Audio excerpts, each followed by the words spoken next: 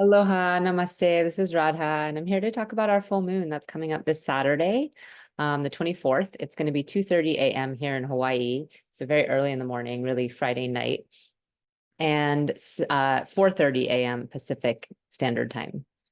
So this is a full moon in sidereal Leo, and it falls in a star called Magha, which is the beginning of Leo. Magha is ruled by the Pitris, who are the ancestors of mankind, the forefathers of all of us.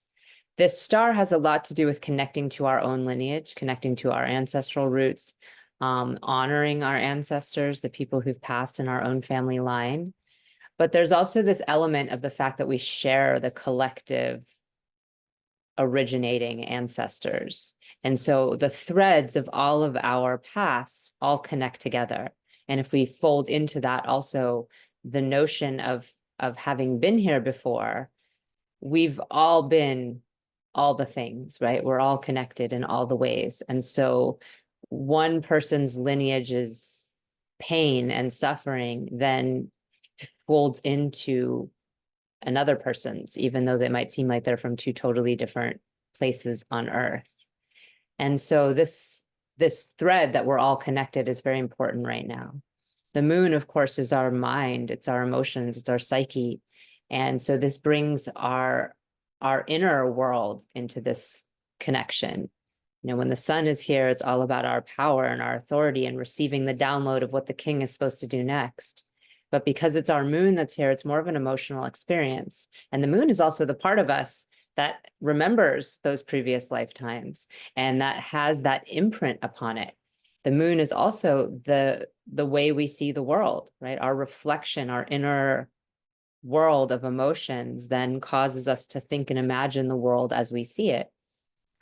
And so we're dealing with a lot of deep-seated stuff here. And some of it is very powerful wisdom that we want to carry forward. And some of it is painful past stories, memories, and ties we have to our pain. And that attachment we have to our pain that continues us to behave in the same way again in this new light each day, even though that story is really past. So this is the part of us that can gather, collect, and be very attached to our old stories and those of our ancestors. So it's important to really sit with ourselves in this time and reflect upon what we're bringing forward from the past and how can we honor those who've been here before us and at the same time not bring all of their drama into the forefront of now. How can we find that line between disregarding completely what we've learned and also, you know, not disregarding completely everything we've learned, but also, you know, honoring where we are now and what we really need from the past. Because this is a month of Aquarius, right? The sun, Saturn, and Mercury are all in Aquarius. And I'll just go ahead and flip to my chart so that you can see the visual of that. We have Saturn here at 15 degrees and then the sun and the moon here at 11:11. And Mercury here just a little before. So the sun is in between Saturn and Mercury. So there's a lot of energy in this realm of Aquarius where we are thinking about the future. And maybe we are disregarding the past. You know, we're like, time for a new future. That way isn't working. The old way is old. You know, we need to find a new way forward. The presence of Mercury here is the newest, and it also has this element of using our mind, using our intellect and our capacity to create through our mind what that future looks like. Draw the blueprint of how that looks for ourselves. Think about the ways that that can be followed through. Saturn has been here obviously for quite some time now. It's been a full year and some change, and we're going into our second year of Saturn being here. So we're really committed to that future and willing to work hard for it in many ways. Now, Sun and Saturn being close can be difficult because they're inimical to one another. And so our sense of our own power and our own authority is very dim right now. We don't feel like we have a lot of power and authority. We might feel very humbled by life. and very humbled by how much we're just a cog in a bigger machine, and how our voice doesn't matter, or how what we do doesn't matter that much. This is a big shadow side of Aquarius, having too much humility, not allowing the brilliance to come forward. There might be some very real fear here too. Some of it's very practical fear. Saturn's presence brings practical fears that are legit. You know, things like stepping into our power puts us more in the limelight. It puts us more in the range of other people's anger or disgust or hate. The more we step up, the more we're likely to be shot down. If we stay in the background, we're more likely to be safe. There's also the very real fear that when we step into our power and start to gain power, we become more and more like those who are in power. Many people began with a righteous path forward or something they really wanted to contribute to the world. And the more and more power they get, the more and more they fall out of line with their own beliefs and morals and values and the things that propelled them into that state of leadership to begin with. This is a very real fear. And as the moon travels from here, from Magha into Purva Falguni, the next place it's going, that's where we do become a little bit too attached to the spoils of the kingdom, where we enjoy being king. We enjoy the, you know, the extra gold and jewels and food and servants and all the pompery. And that can become a thorn in the side of our leadership. What this cycle is teaching us is true leadership is really rolling up your sleeves and doing the work, being the one to work the hardest. I remember working in a restaurant years ago, and I was promoted to manager at a very young age.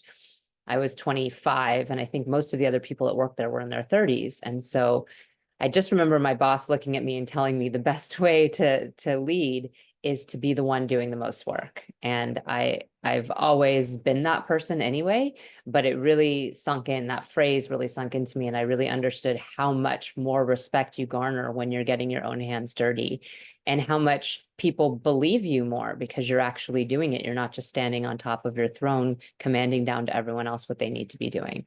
So this is a really important function of leadership. And with all these planets in Capricorn and Aquarius right now, it's very possible, right?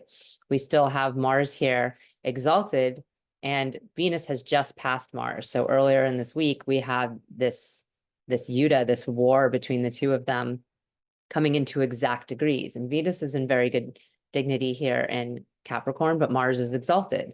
And so there's this element of us individuating and doing the work we must be doing and disciplining ourselves over relating to people and making sure that compromise is the most important thing, right? We're more focused on getting something done. And even in our relationships, just Venus's presence in Capricorn makes us more practical about what we expect from others. We're really understanding of time constraints. We're really understanding of the fact that there's important things that need to be done that are more important than the frills of romance or than stopping to smell the roses. So this is a time where there's a lot of energy towards work. And the more we're going to get along better, the more we're working towards the same goal. This moon receives drishti from this Mars, and it's an 8th house drishti. Mars, Saturn, and Jupiter all have one-way drishtis that they cast. And this moon is sort of getting hit by all three of them. First of all, it's getting across the way. Saturn, always the sun is across from the moon in a full moon, right? And then Mercury and Saturn are across the way from this moon. So they're getting that energy. We're getting that energy of, you know, our practical fears, our humility, our willingness to work, and also our communication skills and our capacity to really envision the future. And then we're getting this one-way drishti from Mars. That's an 8th house drishti. When they're across the way, it's a 7th house drishti, and it's mutual. The moon is also sending its energy back. Mars is giving just the energy to the moon is not giving it back to Mars. And this is a Mars that is joined Venus here and has been going through a little bit of a struggle with whether or not to relate or whether or not to do the work in front of them and what that looks like. And the focus has been more on doing the work in front of you. Even if the work in front of you is trying to relate better to other people, the work still is in a more solitary place as a result of this Mars. And the 8th house element adds a level of instability or insecurity, capacity to kind of throw things into chaos. And so we might be courageous enough to do something that's going to disrupt the status quo and going to make things a little bit more difficult or surprise people or create some kind of change in our own life that feels big and impending. And then we also have Jupiter giving his one-way glance here on the moon. But before I say what Jupiter's even doing, Saturn's giving his drishti. And these are all very close, like the close degrees, 14 degrees, 15 degrees, and 16 degrees with this 11-degree moon. And the moon is moving quickly. So right after this full moon, the casts will be exact. The degrees will be exact. Right before it was with Mercury, and at the moment, of course, it is with the sun. But right after that, it's going to hit these Saturn, Mars first, then Saturn, and then Jupiter getting these strong glances. Saturn's giving its drishti to Jupiter as well as to the moon, right? It's giving its sense of what's going on in the world, because Satyabhishak, something I didn't say that I want to say now, is that Satyabhishak is a star. It's a part of Aquarius where we can see what's wrong with the world. It's said to be the eyes of Varuna, the night sun. After the sun goes down, it's beneath the horizon. And Varuna is often associated with the oceans for this reason, because it's beneath the horizon. And his eyes are all the stars, and they can see everything that's going on in the night. They can see that corruption. They can see what deals are passing in the dark. And so with this knowledge and with this practical awareness without a lot of emotion attached, because Saturn isn't very emotional and Aquarius isn't very emotional. Saturn's giving that cast to Jupiter and Aries, where we might be really fired up about our beliefs and want to act upon them, but also really aware of what's actually running and what powers we might be up against and what fears we have, as I mentioned before, that might be very legitimate. And then Jupiter is giving this one-way glance to the moon. That's a 5-house glance. His glances are 9 and 5 houses. And it's very dharmic. It's about what inspires us, what brings us into our creative joy. And our beliefs propel what we want to create in many ways. And in this case, because we're so focused in the realm of leadership, it's asking us to take upon ourselves this leadership of our own little being, right? Rather than stepping into leadership to corral a bunch of other people, can we even corral our own self? Can we even get ourselves to do the things that we say we want to do? Are we disciplined enough for that, from Mars? And are we courageous enough? And are we inspired enough? Do we believe what we believe enough to even do the things we know we need to do just for ourselves? And from there, what kind of leader might we become to more than just ourselves? So this is a really interesting time to reflect upon how you lead your one person operation. The sun is our connection to source. It's our capacity to receive a direct download from consciousness. Our moon is our emotional state, our psyche.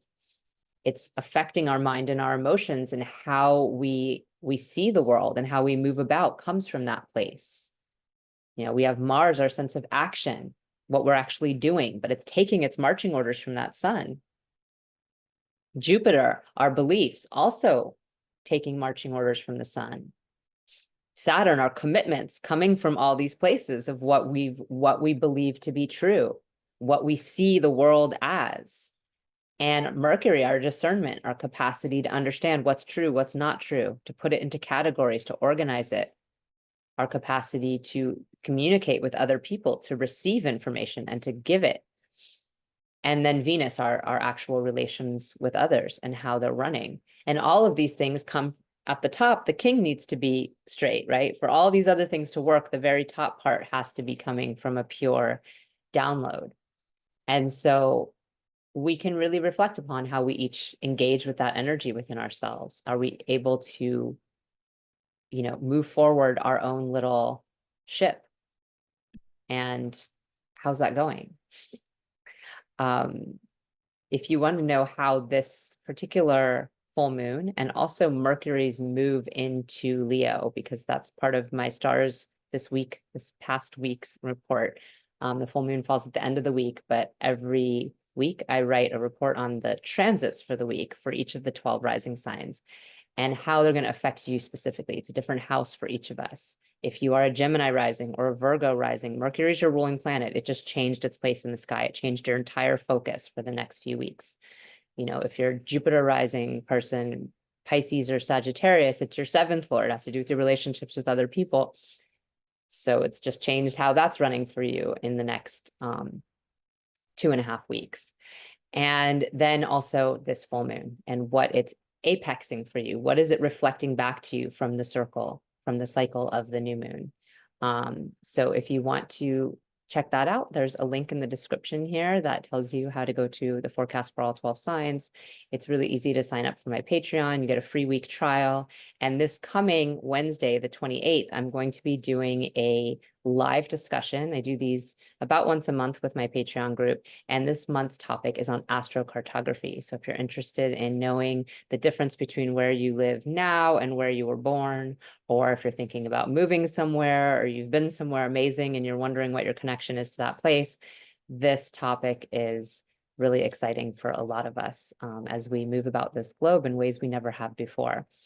So you can sign up for that free trial, get your forecast for this full moon, get your forecast for Mercury changing signs, and also participate in the live discussion next Wednesday. Hope to see you soon and happy full moon. Namaste.